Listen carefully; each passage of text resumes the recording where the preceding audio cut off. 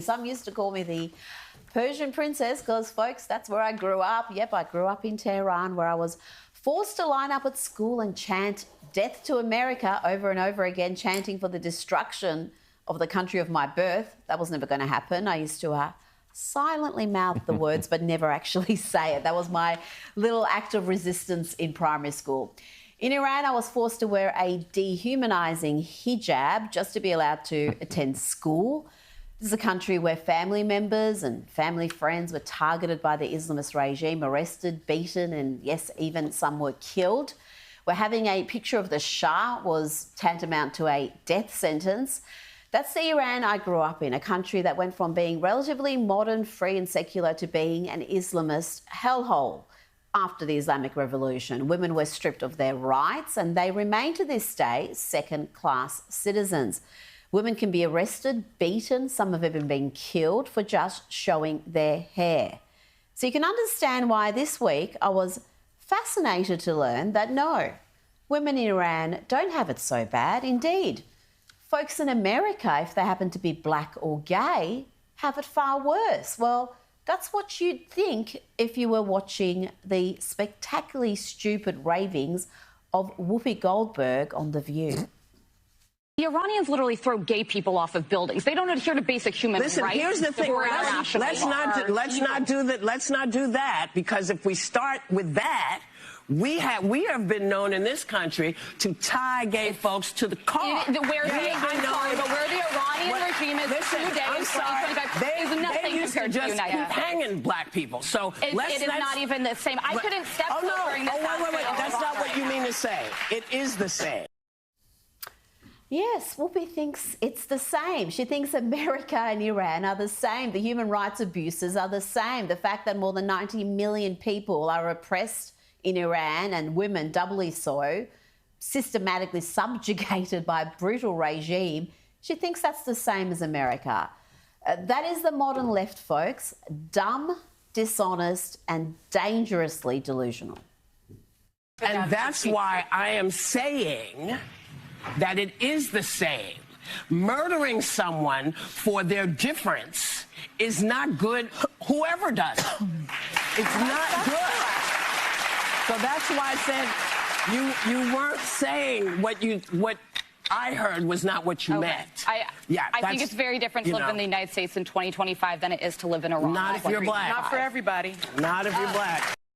Not if you're black. Really? So crime happening in America, a black person killing another black person, for example, for which the perpetrator will be punished, is the same in Whoopi's warped mind as the state killing you because you're a minority, because you're gay or an infidel, for example.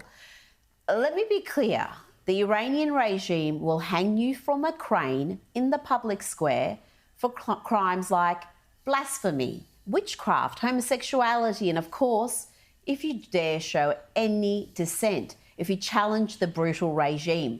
Whoopi thinks that's pretty much how black folks are treated in America. You absolute disgrace of a human being, Whoopi, to show absolutely no regard for the Iranian women who risk their lives to challenge the Islamist government, to minimise their struggle and compare it to your fevered dreams about oppression in America in 2025. You know, it's been sickening to witness the backflips from so many leftist feminists who just 3 years ago said they stood with the women of Iran as they fought against the country's oppressive hijab laws. The Women Life Freedom Uprising has long been forgotten, it seems, by the left, who would rather rail against Trump and Israel than be honest about the threat a nuclear Iran poses to the region and to the world. But let's get back to Whoopi, whose pathetic tantrum was cheered on by The View's equally pathetic and dim-witted audience. But I think it's important we remember there are places much darker than this country and people who deserve rights. Not everybody feels that way. Not everybody feels that way. Listen, I'm sorry. You know, when you think about the fact that we got the vote in 1965. Okay, they don't have free and fair elections in Iran. It's not even the same universe. They can't go out of their house. The women. You know what? There's no way I can make you understand. No, let me try something. It's like try to reverse roles with a black person in this country, let's say, because I think that's what you're talking about. Yes. Just try to understand from their point of view. From that point of view, this country does not do them well, does not go...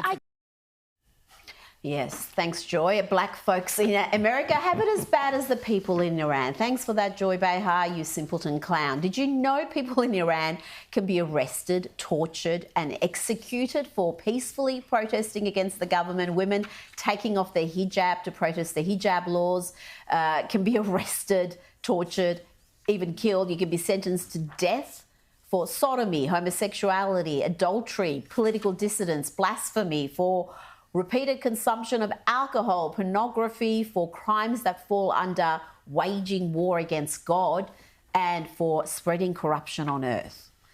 Amnesty International reports that Iran in 2024 was responsible for 64% of all recorded executions worldwide. It's one thing to be anti-war, but to carry water for a backward and brutal Islamist government is a new low for the modern left, and it follows a trend we've seen since October 7, when the progressive activist class decided it was fashionable to be virulently anti-Semitic. President Donald Trump was elected on an America First platform, and there exists a small but loud and influential band of his supporters who are dead set against any US involvement in the Israel-Iran conflict. They argue America's interests are not served by standing with Israel to destroy Iran's nuclear program, let alone becoming an active participant in the war. But that is frankly a short-sighted and naive position. America will have to deal with the Iranian problem at some point, and it's in the country's best interest to do it before Iran acquires nuclear weapons. That is a point Donald Trump has made for a decade. He has been entirely consistent in arguing that Iran cannot be allowed to acquire or develop nuclear weapons. And Trump understands perfectly well that it would not just be Israel that would be in the firing line if that were to happen.